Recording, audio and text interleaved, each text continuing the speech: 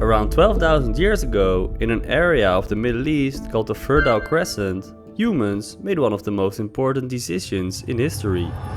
They began becoming farmers. And along with them came the world's first livestock. Europe, however, wouldn't fully join this agricultural revolution until thousands of years later. And when it finally did, the continent still looked incredibly wild. There were no roads, vast forests covered the landscape, and giant cattle still roamed Europe, and many farm animals looked surprisingly close to their wild ancestors. In some ways, the world's first farms still felt prehistoric. The first thing you'd notice is what wasn't there. No endless fields, no patchwork countryside, much of Europe was still covered in dense forests. Huge oak, elm and lime forests stretched for hundreds of miles. Villages were often tiny clearings surrounded by what must have felt like endless woodland, and early farmers had to cut and burn parts of those forests just to make a small field and grazing areas.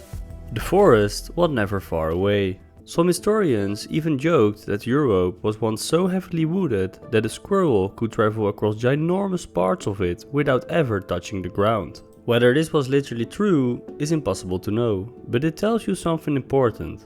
To the first farmers, Europe wasn't a continent of farms, but it was a continent of trees, and moving through those trees wasn't easy.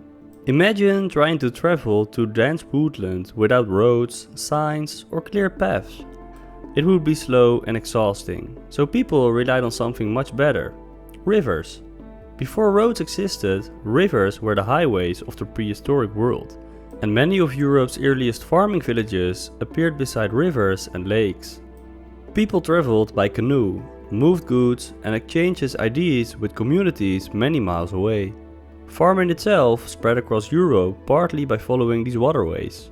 A river wasn't simply water, it was the closest thing prehistory had to a motorway, and some of those rivers passed through landscapes inhabited by creatures that looked like they belonged in another age entirely. Imagine a cow that spent every day at the gym for several thousands of years.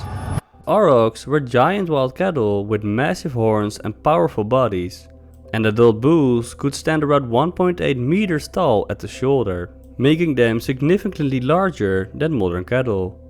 These animals were probably intimidating even to the most experienced hunters. But here's the crazy part.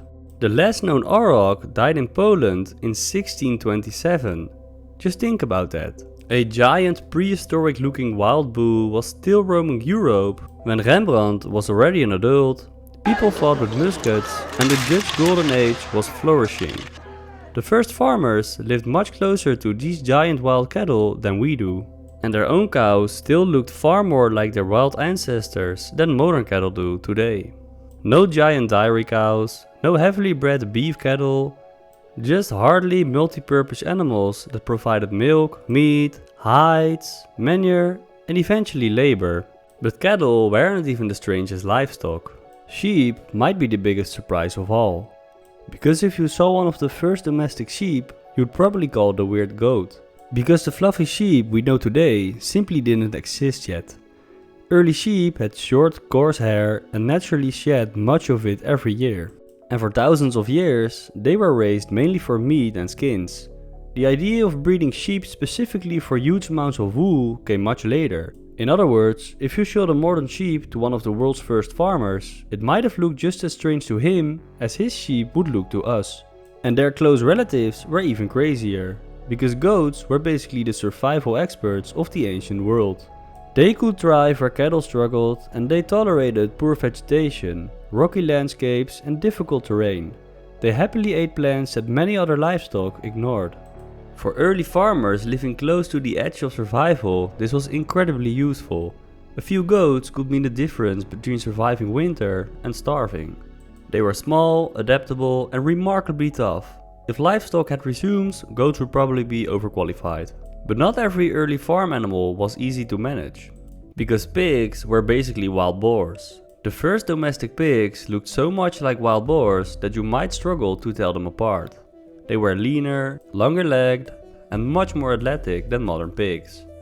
Ancient pigs often roamed around villages and nearby forests searching for food.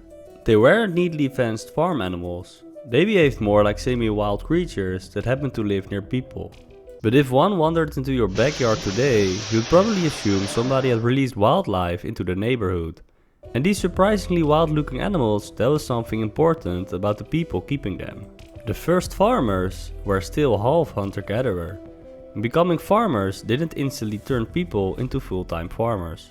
Many early communities still hunted deer, they still fished in rivers, they still collected berries, nuts and other wild foods from nearby forests. And for thousands of years, the line between farmer and hunter-gatherer remained blurry. Some of the world's first farmers would probably seem only half farmer to us. They lived with livestock, but they still depended heavily on wild nature, which is one reason their world would probably feel much more prehistoric than most of us imagine. And there's one final thing that's easy to forget. The first livestock existed in a lost world.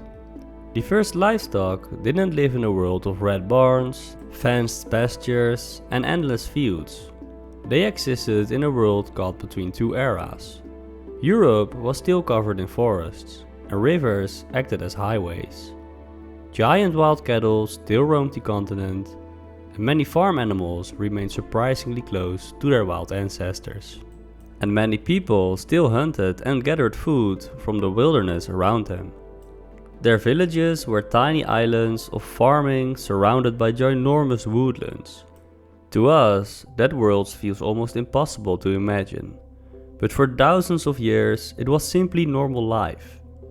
The world's first livestock existed in a landscape that was still overwhelmingly wild. Yet over thousands of years, these animals slowly changed alongside us, and generation after generation, people unknowingly selected the calmest, friendliest, and most useful individuals. Their horns became smaller, their bodies changed, they gradually became the livestock that helped build civilizations today. But if you could stand in one of those first farming villages, you'd still feel like you were living in the wild. Forests stretched over the horizon, wolves, bears and giant wild cattle still roamed nearby. Farming had just begun, but nature was still in control. If a modern farmer traveled back 7,000 years, he would recognize the species. There were cows, there were sheep, there were pigs and goats, but he'd barely recognize the animals. And he probably wouldn't recognize the world they lived in either. It's incredible to think that every cow, sheep, goat and pig alive today can trace its story back to those first small farming villages thousands of years ago. If you enjoyed learning about the origins of the world's first livestock, make sure to like the video and subscribe.